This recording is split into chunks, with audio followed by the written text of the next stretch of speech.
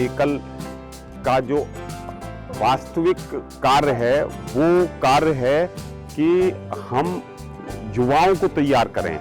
जब आप अंदर मजबूत होते हैं तो बाहर मजबूत हो जाते हैं, जब बाहर से आप सुरक्षित रहते हैं तो अंदर से आप अपने को मजबूत करते जाते हैं। क्योंकि हमारा जो लक्ष्य है कि जब तक है दम राष्ट्र प्रथम, जब तक हैं हम राष्ट्र प्रथम। जब से कोबरा का गठन हुआ अब उसमें निरंतर कमी आती जा रही है और अभी हमारे माननीय गृह मंत्री जी ने भी कहा है कि हम 2 साल में इसको समाप्त कर देंगे। हमारी जो सेना है वो भी जो अब आंतरिक सुरक्षा के लिए भी लड़ रही है और बाहरी सुरक्षा से भी लड़ती है।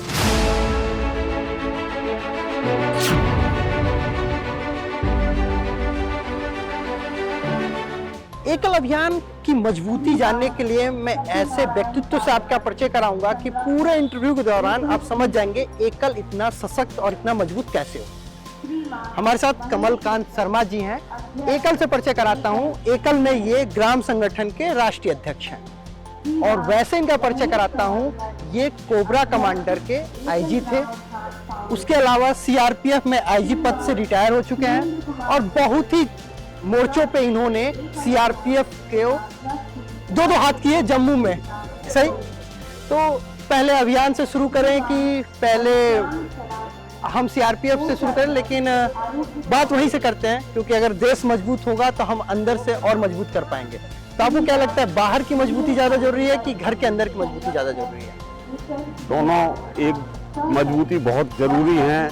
जब आप अंदर मजबूत होते हैं तो बाहर मजबूत हो जाते हैं, जब बाहर से आप सुरक्षित रहते हैं तो अंदर से आप अपने को मजबूत करते जाते हैं। तो आप चूंकि पहले बाहर से सुरक्षा देते थे, अब अंदर ऐसा माहौल बना रहे हैं कि देश सुरक्षित हो सके जी। तो आपको क्या लगता है कि सीआरपीएफ जिस स्तर पे काम करता है उसमें थोड़ा भी कतई थोड़ा सा भी कम एकल काम कर रहा है कि उसके बराबर ही है?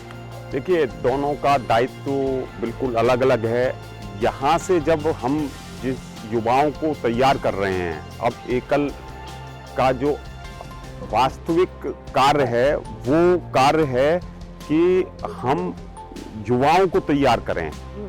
युवाओं को किस तरह हम तैयार कर सकते हैं, वो जो जैसे हमारी पंचमुखी शिक्षा है या दूसरी गतिविधियां हैं, जिससे कि मैं आपको दिनकर जी की 2 पंक्तियां सुनाना चाहूँगा कि पत्थर की हों मांसपेशियां, लोहे के भुजदंड अब है, नस नस में हो लहर आग की, तभी जवानी पाती जय। हम ऐसे युवा तैयार कर रहे हैं जो कल को सुरक्षा बलों में भी जाएंगे और सुरक्षा बलों में न जाकर जब वो गांव में भी रहेंगे तो राष्ट्रीय सुरक्षा के लिए काम करेंगे। क्योंकि हमारा जो लक्ष्य है कि जब तक है दम राष्ट्र प्रथम, जब तक हैं हम राष्ट्र प्रथम। जब तक है दम राष्ट्र प्रथम।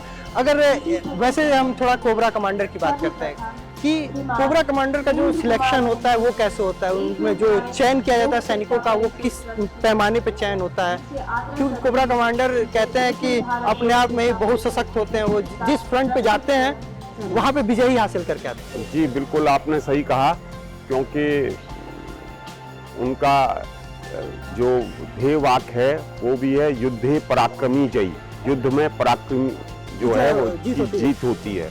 तो उसी तरह जो सीआरपीएफ से ही सिलेक्शन होता है, लेकिन सिलेक्शन में सीआरपीएफ से भी बहुत चुने हुए लोगों को लिया जाता है जिसमें आत्मबल पूरा होता है और जो फिर उसके बाद उनको कठिन प्रशिक्षण दिया जाता है जिससे कि उनको जो भी दायित्व सौंपा जाता है उसको वो पूरा करते हैं। आपने देखा भी होगा कि जब से कोबरा का गठन हुआ है और जब एक बार तत्कालीन प्रधानमंत्री ने कहा था कि नक्सल्स जो हैं वो पूरे भारत में सबसे बड़ी आंतरिक सुरक्षा की समस्या है, तो लेकिन जब से कोबरा का गठन हुआ अब उसमें निरंतर कमी आती जा रही है और अभी हमारे माननीय गृह मंत्री जी ने भी कहा है कि हम 2 साल में इसको समाप्त कर देंगे। लेकिन जैसे अगर एक होता है बाहर का दुश्मन और एक होता है घर का दुश्मन।